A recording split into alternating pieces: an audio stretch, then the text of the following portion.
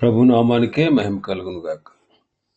కూడొచ్చిన మీ అందరికీ, కర్మిల ఆత్మీయ సహవాస సంఘ విశ్వాసులందరికీ మన ప్రభువును ఆయన ప్రియ కుమారుడునైన యేసుక్రీస్తు వారి శ్రేష్టమైన నామములో శుభములు మరియు అందరికీ వందనాలు.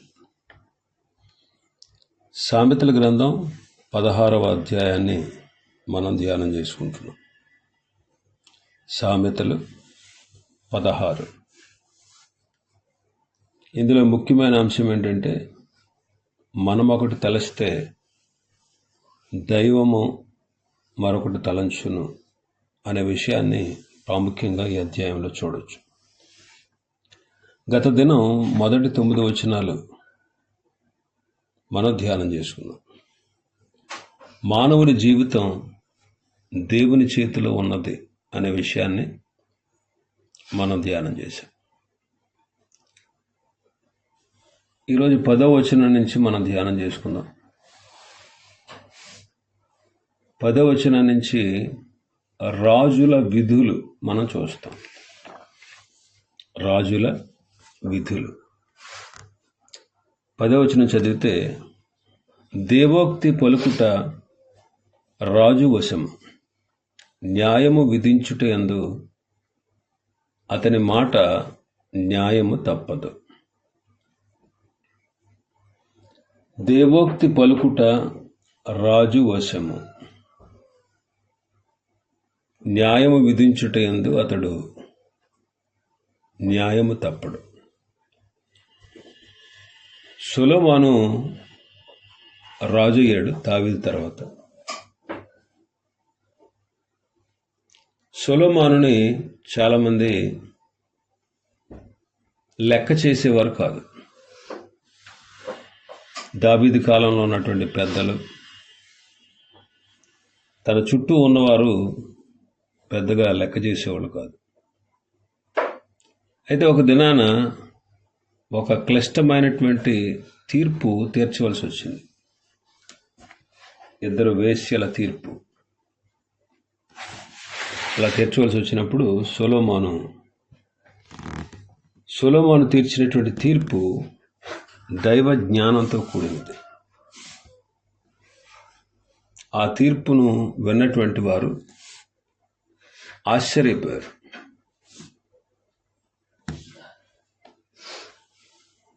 ఇశ్రాయేలీయులందరూ కూడా రాజు తీర్చిన తీర్పును గూర్చి విని, న్యాయము విచారించుట యందు రాజు దైవ జ్ఞానం పొందినవాడని గ్రహించి అప్పటి నుంచి అతనికి భయపడటం ప్రారంభించారు.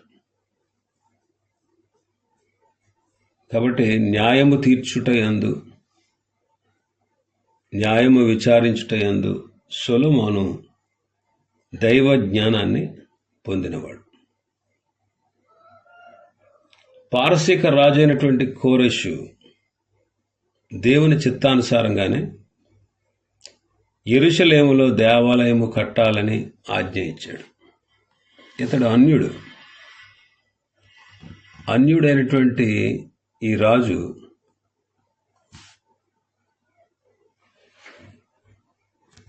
దేవుని చిత్తానుసారంగా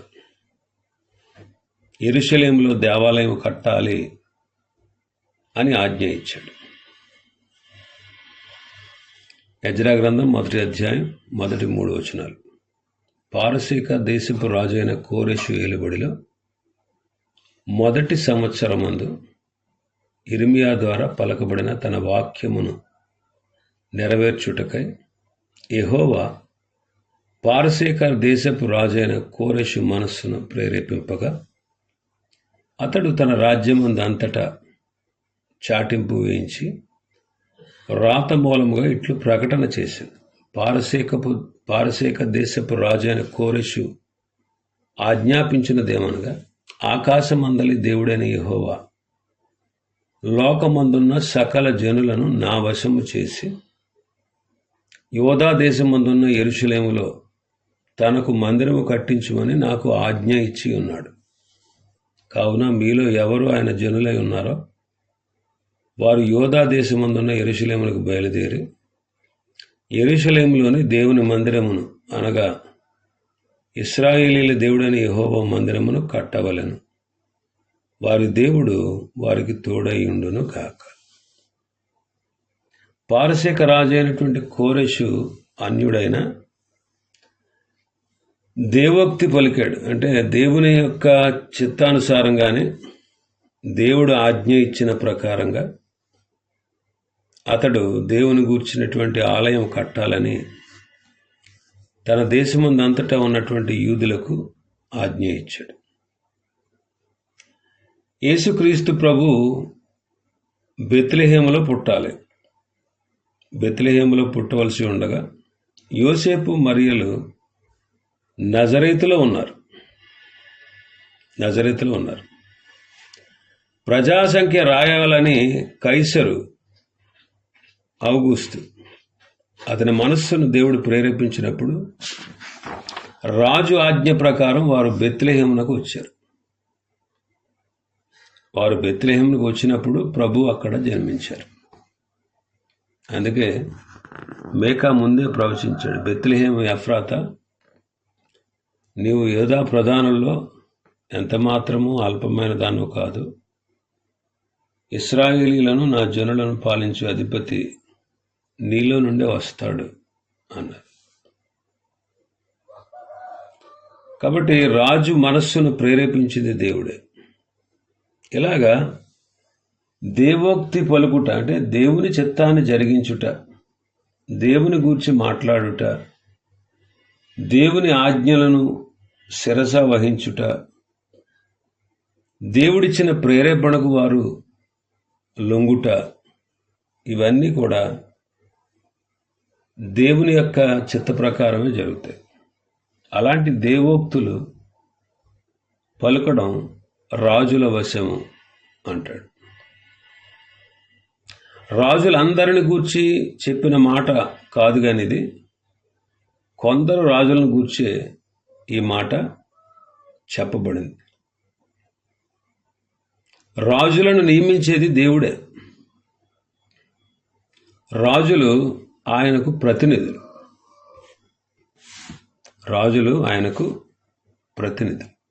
దానియేలు గ్రంథం 4వ అధ్యాయం 26వ వచనాన్ని మనం చదివితే, తమ యొద్ద నుండకుండా మనుషులు నిన్ను తరుముదురు. నీవు అడవి జంతువుల మధ్య నివాసము చేయొచ్చు. పశువుల వలె గడ్డి తినదవు. ఆకాశపు మంచు నీ మీద పడి నిన్ను తడుపును. సర్వోన్నతుడగు దేవుడు మానవుల రాజ్యం పైన అధికారి అయి ఉన్నాడనియు, తానెవరికి దానిని అనుగ్రహింప నిశ్చయించునో వానికి అనుగ్రహించుననియు నీవు తెలుసుకుని వరకు 7 కాలములు నీకు ఇలాగు జరుగును. చెట్టు యొక్క మొద్దు నుండనీయుడని వారు చెప్పితిరి గదా. దాని వలన సర్వోన్నతుడు అధికారి అని నీవు తెలుసుకున్న మీదట నీ రాజ్యము నీకు మరల ఖాయముగా వచ్చునని తెలుసుకోము. సర్వోన్నతుడకు దేవుడు మానవుల రాజ్యము పైన అధికారి అయి ఉన్నాడు. ఈ మాట గురించి ఈ వచనాన్ని చదివి ఇంకా 32వ వచనంలో మనం చూస్తే, తమ యొద్ద నుండి మనుష్యులు నిన్ను తరిమెదరు. నీవు అడవి జంతువుల మధ్య నివాసము చేయుచు. పశువుల వలె గడ్డి మేసెదవు. సర్వోన్నతుడకు దేవుడు మానవుల రాజ్యం పైన అధికారి అయి ఉండి తానెవనికి దానిని అనుగ్రహింప నిశ్చయించునో వానికి అనుగ్రహించునని నీవు తెలుసుకుని వరకు 7 కాలములు నీకెలాగూ జరుగునని చెప్పాను. కాబట్టి రాజులను నియమించేది దేవుడే, వారు ఆయనకు ప్రతినిధులు. అందుకే అపొస్తలుడైన పౌలు గారు రోమాపత్రిక 13వ అధ్యాయంలో మొదటి నుంచి ఏం చెప్పారంటే, ప్రతివాడు పై అధికారులకు లోబడి ఉండండి. ఎలాగనగా దేవుని వలన కలిగినది తప్ప మరి ఏ అధికారమును లేదు. ఉన్న అధికారములు దేవుని వలననే నియమింపబడి ఉన్నవి. కాబట్టి అధికారమును ఎదిరించువాడు దేవుని నియమమును ఎదిరించుచున్నాడు. ఎదిరించువారు తమ మీదకి తామే శిక్ష తెచ్చుకుంటారు. ప్రభుత్వము చేయువారు చెడ్డ కార్యములకే గాని మంచి కార్యములకు భయంకరులు కారు. నీకు మేలు కలుగుటకు అధికారులు దేవుని పరిచారకులు. వారికి భయపడక ఉండకూరితివా? మేలు చేయి, అప్పుడు వారి చేత మెప్పు పొందుదు. నీవు చెడ్డది చేసిన ఎడల భయపడు, వారు ఊరకయ్యే ఖడ్గము ధరించరు. కీడు చేయు వారి మీద ఆగ్రహము చూపుటకై వారు ప్రతీకారము చేయు దేవుని పరిచారకులు. కాబట్టి ఆగ్రహ భయమును బట్టి మాత్రము కాక మనస్సాక్షిని బట్టి లోబడి ఉండుట ఆవశ్యకము. కాబట్టి అధికారులకు లోబడాలి, ఎందుకంటే దేవుడే నియమిస్తాడు. వారు ఆయన ప్రతినిధులు. కాబట్టి వారు ప్రజలకు సంబంధించిన తీర్పులు చెప్పేటప్పుడు చాలా జాగ్రత్తగా ఉండాలి అంటున్నాడు. ఇంకా మన భాగంలోకి వస్తే 11వ వచనం. న్యాయమైన త్రాసు, తూనికరాళ్ళు యెహోవా యొక్క ఏర్పాటులు, సంచిలోని గుండ్లన్నీ ఆయన నియమించారు. న్యాయమైన త్రాసు, న్యాయమైన తూనికరాళ్ళు కలిగి ఉండాలి. 11వ అధ్యాయం ధ్యానించినప్పుడు మొదటి వచనంలో దాని గురించిన వివరణ మనకు ఉంటుంది. 12వ వచనంలోకి వస్తే రాజుల దుష్టక్రియలు చేయుట హేయమైనది, నీతి వలన సింహాసనము స్థిరపరచబడును అంటాడు. రాజులు దుష్టక్రియలు చేయటం హేయమైన క్రియ. నీతి వలనే రాజుల యొక్క సింహాసనము స్థిరపరచబడుతుంది. నీతి వలన దేవుని యొక్క శాశ్వతమైన సింహాసనానికి నీతి న్యాయాలే పునాదులు. ఆయన శాశ్వతంగా సింహాసనాసీనుడై ఉన్నాడు. ఆయన శాశ్వత సింహాసనానికి నీతి న్యాయములే పునాదులు అన్నమాట. 25వ అధ్యాయం సామెతల గ్రంథం 25వ అధ్యాయం 5వ వచనం. రాజు ఎదుట నుండి దుష్టులను తొలగించిన ఎడల అతని సింహాసనము నీతి వలన స్థిరపరచబడును అంటాడు. 29:14 చదివితే, ఏ రాజు దరిద్రులకు సత్యముగా న్యాయము తీర్చునో ఆ రాజు సింహాసనము నిత్యముగా స్థిరపరచబడును. కీర్తన 97 2వ వచనం చదివితే, మేఘాంధకారములు ఆయన చుట్టూ నుండును, నీతి న్యాయములు ఆయన సింహాసనమునకు ఆధారము అంటాడు. దేవుని సింహాసనానికి ఆధారం ఏంటంటే నీతి న్యాయం. ఇంకా మన భాగంలోకి వస్తే 13వ వచనం. నీతి గల పెదవులు రాజులకు సంతోషకరములు, యథార్థవాదులు వారికి ప్రియులు. నీతి గల పెదవులు రాజుకు సంతోషం, యథార్థవాదులు అతనికి ప్రియులు. సత్యం అనేది ఎవరికి ఉన్నా లేకపోయినా మన పరలోకపు రాజుకు ఈ లక్షణం ఉంది. మన పరలోకపు రాజుకు ఈ లక్షణం ఉంది. 15వ కీర్తనలో మనం చదువుతాం. మొదటి 3 వచనాలు చదివితే, యెహోవా నీ గుడారములో అతిథిగా ఉండదగిన వాడెవడు? నీ పరిశుద్ధ పర్వతం మీద నివసింపదగిన వాడెవడు? యథార్థమైన ప్రవర్తన కలిగి నీతిని అనుసరించుచు హృదయపూర్వకంగా నిజం పలుకువాడు. అటువాడు నాలుకతో కొండెమలాడు, తన చెలికానికి కీడు చేయడు, తన పొరుగు వాని మీద నింద మోపడు అంటాడు. పరిశుద్ధ పర్వతం ఆయన నివసించేది. ఆయన ఎదుట నివసించేవాడికి నీతి, యథార్థమైన ప్రవర్తన కలిగి ఉండాలి. 51వ కీర్తన 6వ వచనాన్ని మనం చదివితే, 51వ కీర్తన 6వ వచనం, నీవు అంతరంగములో సత్యము కోరుచున్నావు, ఆంతర్యమున నాకు జ్ఞానము తెలియజేస్తావు అంటున్నాడు. ఇంకా మన భాగంలోకి వస్తే 14వ వచనం, రాజు క్రోధము మరణదోత, జ్ఞాని అయిన వాడు ఆ క్రోధమును శాంతిపరచును అంటాడు. రాజు క్రోధము మరణదోత అంటున్నాడు. రాజు కోపం వచ్చిందనుకోండి, మరణమే. జ్ఞాని అయిన వాడు ఏం చేస్తాడు? ఆ రాజు యొక్క క్రోధాన్ని శాంతిపరుస్తాడు. రాజు కోపం సింహగర్జన లాంటిది అంటాడు. రాజు కోపం ఎలాంటిది? సింహం గర్జిస్తే ఎలా భయపడతాం, సింహ గర్జన లాంటిది.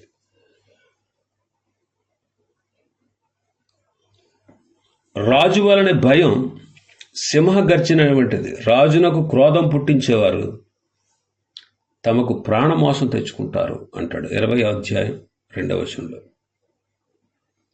మన దేవుడే సదాకాలము రాజు. ఇర్మియా గ్రంథంలో చదువుతాం ఆ మాట. 10వ అధ్యాయం 10వ వచనం, యెహోవాయే నిజమైన దేవుడు, ఆయనే జీవము గల దేవుడు, సదాకాలము ఆయనే రాజు. ఆయన ఉగ్రతకు భూమి కంపించును, జనములు ఆయన కోపమును సహింపలేవు. ఆయనే రాజు, మన దేవుడే సదాకాలము రాజు. మానవులందరూ కూడా పాపము చేసి దేవుని కోపానికి, రెండవ మరణమునకు పాత్రులయ్యారు. మానవులందరూ పాపం చేసి దేవుని కోపానికి, రాజు క్రోధానికి గురయ్యారు, రెండవ మరణమునకు పాత్రులయ్యారు. అయితే దేవుని జ్ఞానమై ఉన్న క్రీస్తు మన శాపాన్ని భరించి దేవుని కోపాన్ని శాంతిపరిచాడు. దేవుని జ్ఞానమైన క్రీస్తు మన శాపాన్ని భరించి ఆ తండ్రి యొక్క కోపాన్ని, సదాకాలము రాజయ్య ఉన్న మన దేవుని కోపాన్ని శాంతిపరిచాడు. కొరింథీయులకు రాసిన మొదటి పత్రిక 1వ అధ్యాయం 24వ వచనం, 24వ వచనం, ఆయన యూదులకు ఆటంకముగాను అన్ని జనులకు వెలితనముగాను ఉన్నాడు గాని యూదులకేమి గ్రీసు దేశస్థులకేమి పిలువబడిన వారికి క్రీస్తు దేవుని శక్తియు దేవుని జ్ఞానమునై ఉన్నాడు. రోమపత్రిక 1వ అధ్యాయంలో చూస్తాం దేవుని కోపం ఎలాగా వచ్చిందో.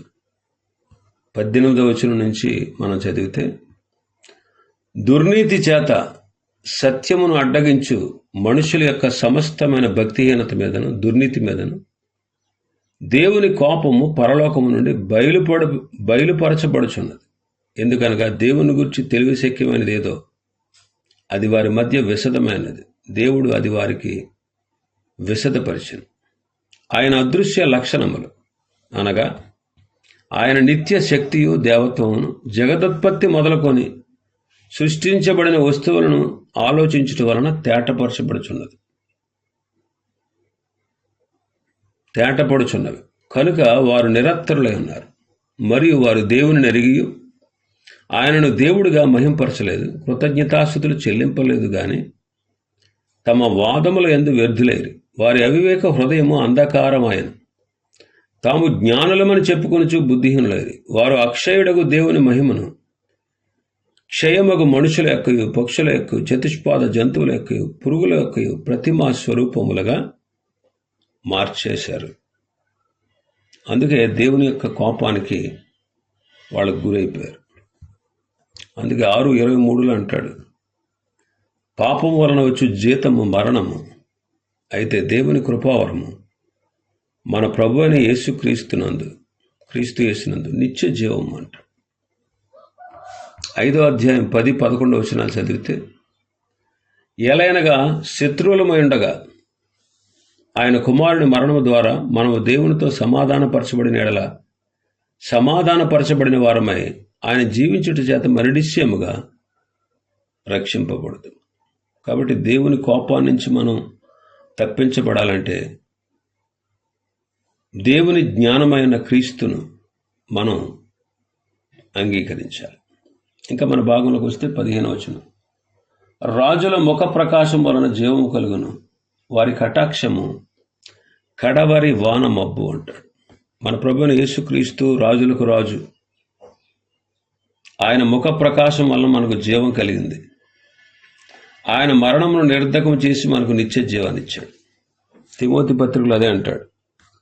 తిమోతి 2వ పత్రిక 1వ అధ్యాయం 9-10 వచనాలు చదివితే, మన క్రియలను బట్టి కాక తన స్వకీయ సంకల్పమును బట్టి అనాది కాలముననే క్రీస్తు యేసునందు మనకు అనుగ్రహింపబడినదియు, క్రీస్తు యేసును మన రక్షకుని ప్రత్యక్షత వలన బయలుపరచబడినదియునైనా తన కృపను బట్టి మనల్ని రక్షించి పరిశుద్ధమైన పిలుపుతో ఆయన మనల్ని పిలిచెను. ఆ క్రీస్తు యేసు మరణమును నిరర్ధకం చేసి జీవమును అక్షయతను సువార్త వలన వెలుగులోనికి తెచ్చాను.